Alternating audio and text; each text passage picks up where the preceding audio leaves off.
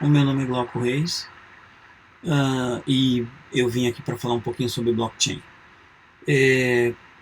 Talvez vocês tenham assistido o webinar que Carlos Rischiotto, Clayton Marques e eu gravamos essa semana. Se vocês não assistiram, vale muito a pena. Tá o link ali embaixo, o terceiro link que vocês conseguem ver na página é o link daquele webinar, que é muito legal porque ele mostra várias vertentes, né, várias visões. Ele mostra a visão de aplicação, o Clayton mostrou por baixo da tubulação, como ele mesmo tinha dito, o Risk mostrou uma parte mais conceitual e cases de aplicação disso. Mas tem uma pergunta que toda vez que eu vou fazer alguma demonstração de blockchain, acaba surgindo, ou mesmo que ela não surja, eu percebo que as pessoas têm uma certa dificuldade de compreender o que é que um blockchain tem que um banco de dados relacional não tem, né? Ou seja, o que ele trouxe de diferencial para as aplicações mais modernas, né? Então é isso que eu queria mostrar para vocês aqui. Eu acabei criando uma animação, eu espero que a animação seja didática o suficiente, e fiquem à vontade para me contatar. Vocês têm ali o link das redes sociais, né? Eu tenho um domínio também, que é glaucorreis.com.br. Provavelmente esse vídeo vai acabar indo para lá também, mas fiquem à vontade, tá? Para inclusive perguntar aqui embaixo no post, tá? Vamos começar a nossa historinha? A nossa historinha começa assim, né? Os clientes acessam vários sistemas. Pode ser um sistema bancário, pode ser um site de compras, pode ser um site de investimentos, qualquer coisa que você faça, provavelmente você vai acessar, seja pelo celular, seja pelo computador, por onde quer que você acesse, às vezes até na loja mesmo, o próprio vendedor da loja ele entra num sistema que é online para te fazer a venda. Você vai acabar passando por uma central, um sistema centralizado, que pode estar numa cloud, pode estar no premises, está rodando em algum computador ou em um conjunto de computadores, não importa. Uma coisa que também é quase 100% das vezes verdadeiro é que essa informação que você acessa precisa ser gravada de alguma forma, e aí é que entra a história do banco de dados relacional, né? Quase tudo que você faz na vida, ou seja, sua vida está gravada dentro de um banco de dados relacional, seu saldo bancário está gravado, seus investimentos, tudo que você faz de compra, por onde você passou, o seu celular, quando você vai andando, GPS, as informações de GPS, tudo isso está armazenado, tudo isso vai sendo gravado em um banco de dados relacional. E o que acontece é o seguinte, né, já que essa informação é gravada em um banco de dados relacional, ela precisa ser segura, normalmente tá? Fiquem tranquilos, porque normalmente essas informações todas são armazenadas de uma forma segura. Tem chaves criptográficas, tem todo um processo de proteção. Mas, às vezes, como o sistema tem um único canal de comunicação com o banco de dados, pode acontecer, em algumas poucas situações, mas acontece, de um hacker ou qualquer pessoa mal intencionada obter aquela chave de armazenamento e, portanto, fazer alteração no banco de dados. Uma coisa que dificulta muito a descoberta do que um hacker fez é que os bancos de dados relacionais modernos foram feitos para serem atualizados. Na verdade, o banco de dados grava a última informação. Ele não grava o histórico das informações, né? Ele grava, eu posso gravar o histórico das informações, é óbvio, mas normalmente ele grava a última. O registro que está lá é a fotografia instantânea do banco de dados em um dado momento do tempo, né? Então, um banco de dados relacional foi feito para ser atualizado. Essas 4 letrinhas que vocês estão vendo ali, que é Create, Retrieve, Update, Delete, são as operações que normalmente você faz no banco de dados, né? Então, você cria, você atualiza, você deleta, e você vai trabalhando com o banco de dados, então você vai tendo aquela fotografia instantânea. Tá bom, temos ali um sistema tradicional. Como é que o blockchain endereça isso? Bom, a primeira coisa que a gente tem que falar é que assim, os usuários continuam acessando da mesma maneira que eles acessariam um sistema tradicional.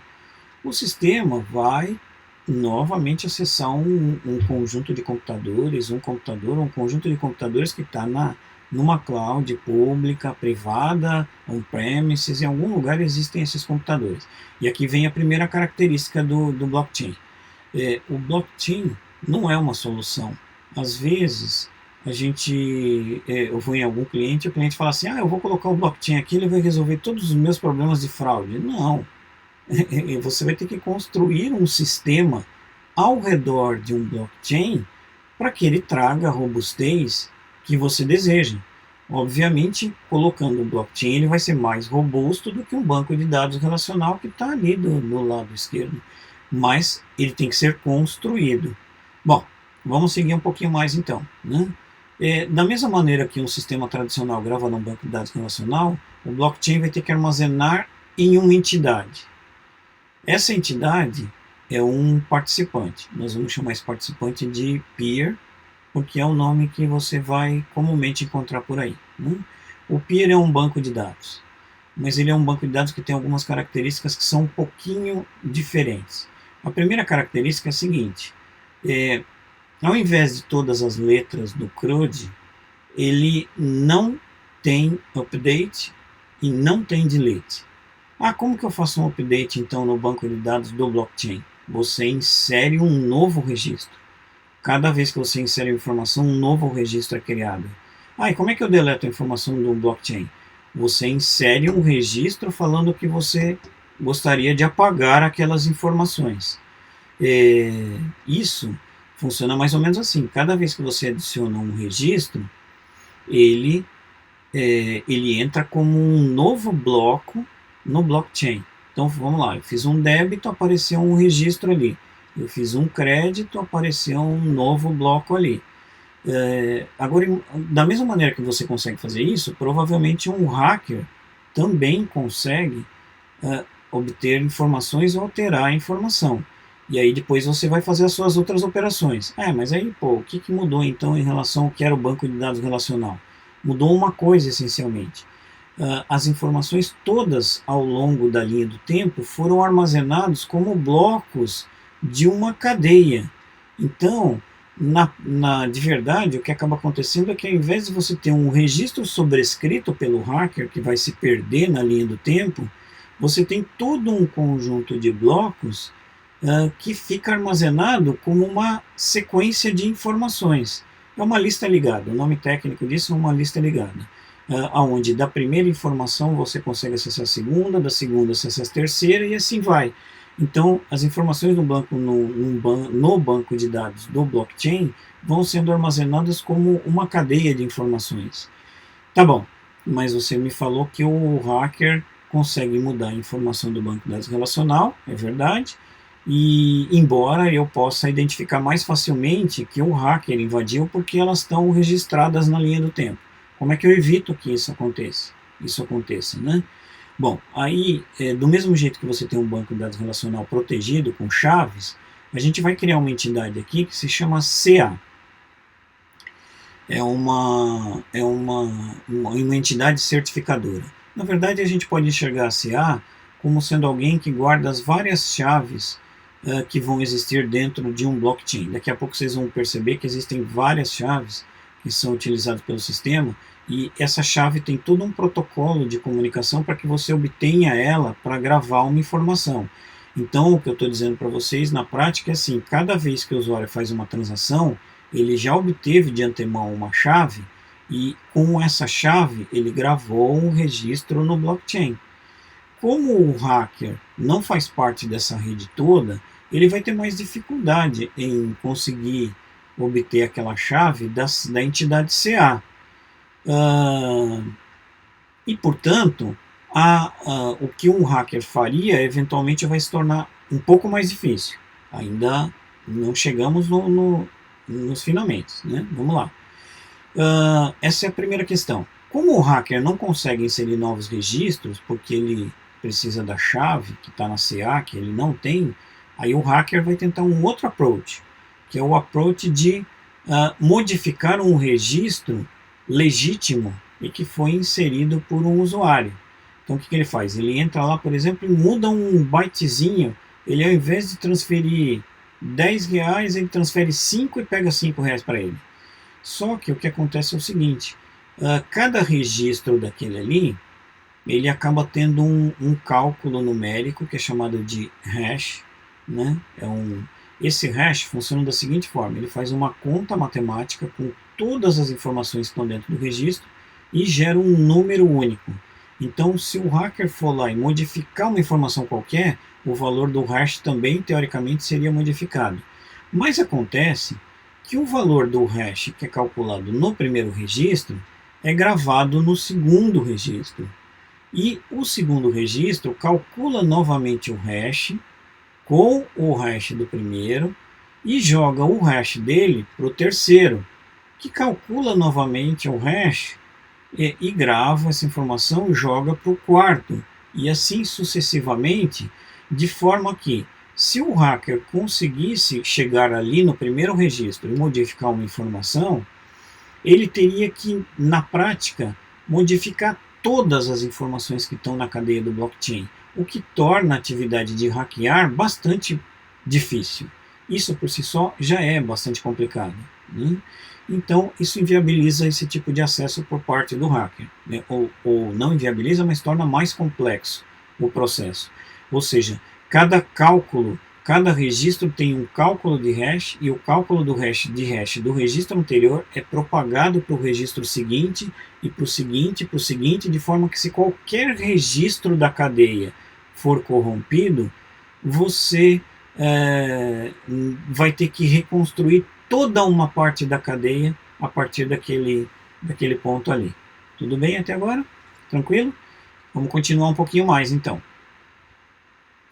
Para que a informação seja gravada no blockchain, ela precisa ter um algoritmo. Imagina que eu tenho que saber se eu posso debitar, se eu posso creditar, se o valor que está sendo processado procede, não procede, se eu tenho saldo, se eu vou conseguir baixar as ações da minha aplicação ou não vou.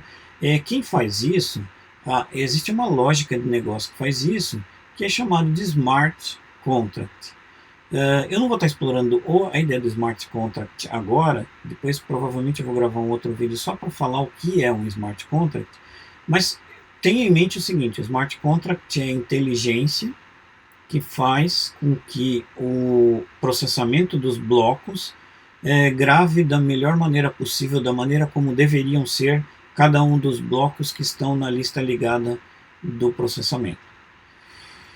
Provavelmente eu não vou acessar aquele peer diretamente, eu vou acessar esse peer a partir de um client, de uma API que o computador que está do outro lado ali acessa para mim, né? Uma das coisas que vai acabar acontecendo com frequência é que só um peer acaba tornando o sistema todo muito frágil. Como é que a gente consegue fazer isso ficar mais robusto? Então vamos fazer o seguinte, vamos criar ali um conjunto de chaves, né? Vamos criar um conjunto novo de chaves e vamos colocar um novo peer na rede. Se você reparar, as chaves que estão no primeiro peer são rosinhas, as chaves que estão no segundo peer são laranja, ou seja, as chaves são diferentes. O que significa o seguinte: o algoritmo de criptografia que é utilizado para gerar o primeiro bloco é diferente do algoritmo do segundo, e portanto um hacker teria que entrar nos dois participantes, nos dois peers, para que o registro seja violado. Da mesma forma, se eu colocar um terceiro participante, ou um terceiro peer, eu torno o sistema ainda mais robusto. Aqui a gente para e vamos colocar um conceito que é importante em blockchain. Quanto maior é a rede do blockchain, mais robusto é o sistema como um todo, porque cada um dos peers mantém uma cópia dos registros que a gente chama de ledger, né? E se um dos peers tiver o registro corrompido, todos os outros peers todos os outros peers têm o mesmo ledger, igualzinho, Cada um dos ledgers que está nos 3 peers ali são idênticos e eles servem para validar ou invalidar aquele peer que foi invadido num dado ponto do tempo. Tudo bem? Então, assim, importante. Cada vez que eu coloco um novo peer na rede, a minha rede do blockchain se torna mais robusta do que ela é. Bom, e aí como é que funciona então? Aquele cliente que tem lá em cima, ele vai disparar as requisições para todos os peers, de forma que os registros sejam gravados em cada um dos 3. Mas acontece uma coisa, esse processamento, esse envio dessa informação é feito de forma assíncrona, ou seja, cada um daqueles peers ali corresponde a um computador que está em uma entidade diferente. O primeiro peer pode ser um supermercado, o segundo peer pode ser a transportadora que está levando a encomenda para o supermercado. O terceiro peer pode ser um fabricante do produto que foi enviado para a transportadora. Então, cada um deles tem um computador que vai processar com uma velocidade diferente. Então, na prática, o que acaba acontecendo é que os registros todos são enviados para os peers, mas pode acontecer de o armazenamento das informações não acontecer de forma idêntica em cada um deles. Ou seja, isso inviabiliza tudo o que a gente está falando aqui até agora, porque eu preciso ter todos os ledgers dos 3 peers idênticos. Né? Eu não posso ter ledgers que têm informações de forma diferente. Nesse momento entra uma outra entidade que nós vamos estar vendo aqui, que é o ordering.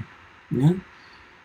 O que o order faz? Né? Essencialmente o que ele faz é o seguinte: ao invés de eu pegar todos aqueles registros e mandar para cada um dos peers e a informação ser gravada de uma forma caótica, o que acaba acontecendo é o seguinte: os registros são todos enviados para o order, que faz uma coisa bem bacana, que é ordenar os registros de forma que eles fiquem preparados para o armazenamento. Ele funciona que nem uma fila, né, onde ele vai recebendo, vai organizando tudo, vai ordenando, e cada conjunto de bloquinhos gera um novo registro. Então ele junta a informação do peer 1 com a informação do peer 2, com a informação do peer 3, gera um único bloquinho, e este é o bloquinho que ele manda para ser gravado em cada um dos peers. Então, a mesma coisa com o segundo bloco e a mesma coisa com o terceiro bloco. Então, olha, a gente ganhou uma outra coisa aqui no blockchain que é bem interessante. Perceba que cada um dos 3 peers tem o bloco que foi gerado por cada um dos outros 3 peers. Ou seja, você tem o bloco que foi assinado pelo primeiro, o bloco que foi assinado pelo segundo e o bloco que foi assinado pelo terceiro. Então aquela história assim da empresa de entregas, falar, puxa vida, eu mandei o caminhão entregar aí no supermercado, mas o caminhão não chegou. E aí o cara do mercado, puxa vida, mas a encomenda não chegou aqui. Né? Então, assim, quem que foi? Aonde se perdeu a informação? A informação se perdeu no primeiro, a informação se perdeu no segundo. Como todos os 3 têm um bloco assinado, você não tem como... Uma das coisas que o blockchain resolve é um negócio que é chamado de disputa. Ele evita disputa. Ou seja, se o mercado falar que não recebeu a encomenda e o transportadora falar que mandou entregar a encomenda, na prática o que acaba acontecendo é que existe o registro lá da transportadora e existe o registro do mercado. Os dois, nenhum dos dois vai poder falar que eu não fiz isso, eu não fiz aquilo. Então, uma das coisas que o blockchain faz também, além de evitar fraude, é resolver disputas. Né? Ele mantém uma cadeia, uma sequência lógica de como as coisas aconteceram, evita disputas e integra vários peers de várias operações diferentes. Só que aí entra um problema. Quando você passa todos os blocos para o orderer, você acaba tendo um único ponto de falha. E na verdade fica mais fácil para um hacker invadir, porque ao invés de ele ter que invadir cada um dos peers, ele pode tentar invadir só o orderer. Como é que a gente resolve isso então, né? Dois problemas aqui. Primeiro, que tem um único ponto de falha, né? O sistema fica frágil no orderer. Segundo, que é mais fácil para um hacker invadir ali. Aí é que entra a questão de vários orderers. Aí, se entram vários orderers, o que acontece efetivamente? Se entram vários orderers, eu perdi aquele problema. O problema que eu resolvia com o orderer era que um único orderer recebia requisições de todos os peers e organizava. Agora eu tenho vários orders. Como é que eu resolvo esse problema? Bom, o algoritmo mais aceito aí para resolver esse tipo de problema é o que a gente chama de Raft, e ele resolve o problema da seguinte forma: a cada momento você tem um orderer que é eleito para ordenar os blocos. Então, assim, eu tenho primeiro aquele orderer ali, depois de algum tempo que ele está processando os blocos, ele é trocado por outro, aí o outro começa a processar, depois de algum tempo novamente é trocado por outro, e aí o outro processa, e assim vai sucessivamente, a todo momento trocando entre o processamento dos orderers, o que torna a atividade do hacker difícil, porque ele não sabe qual order ele tem que invadir, porque a cada momento é um diferente que está sendo escolhido, e portanto a atividade que o hacker faria também de invasão no orderer se torna muito complicada. Então, assim, vamos sumarizar tudo que a gente falou aqui até agora. O blockchain armazena as informações como uma cadeia de blocos, que é armazenada numa lista ligada. Nenhum registro nunca é apagado. Os registros todos vão sendo armazenados numa sequência. Todos eles têm um hash, e o hash do registro anterior é armazenado no registro seguinte. Além disso, você tem vários peers na rede. Todos os peers têm as cópias dos ledgers idênticas, o que faz com que uma invasão se torne muito improvável, né, quase impossível. Mas na essência, o que nós estamos falando é que o blockchain é um banco de dados distribuído e que não aceita update. Ele essencialmente traz esse tipo de benefício para as operações. Hoje em dia é muito aceito, que um blockchain vai trazer uma integridade muito grande para um sistema, mas lembre-se, isso é uma coisa também que eu falo toda vez que eu vou fazer uma apresentação. Está vendo aquele computador ali que fez acesso ao cliente, certo? Se o computador passar uma informação que não é fidedigna, essa informação vai ser gravada em todos os blocos do blockchain, você vai ter um registro completamente íntegro e entretanto, o dado vai ser um dado não fidedigno. O que eu quero dizer é o seguinte: o blockchain não garante a integridade da informação. Ele garante que, se você enviar uma informação que não é íntegra, você vai ter como rastrear essa informação depois. Mas cabe ao desenvolvedor garantir que a informação que chegue no blockchain chegue de uma forma íntegra. Eu acho que é isso que eu tinha para falar para vocês. Eu espero que esse exemplo tenha ilustrado de uma maneira legal o que é cada uma dessas peças. Depois eu vou falar mais sobre cada um desses caras, sobre o que é um peer, o que é um order, o que é CA, e o que é um contrato. Eu vou mostrar para vocês um contrato em um outro vídeo futuro. Espero que tenha sido proveitoso. Vocês podem comentar aqui embaixo, por favor, o que funcionou, o que não funcionou nesse modelo. E eu espero estar aqui outras vezes para falar sobre outros assuntos como blockchain, microserviços, modernização de informações, que são coisas que eu gosto de falar bastante. Basicamente é isso.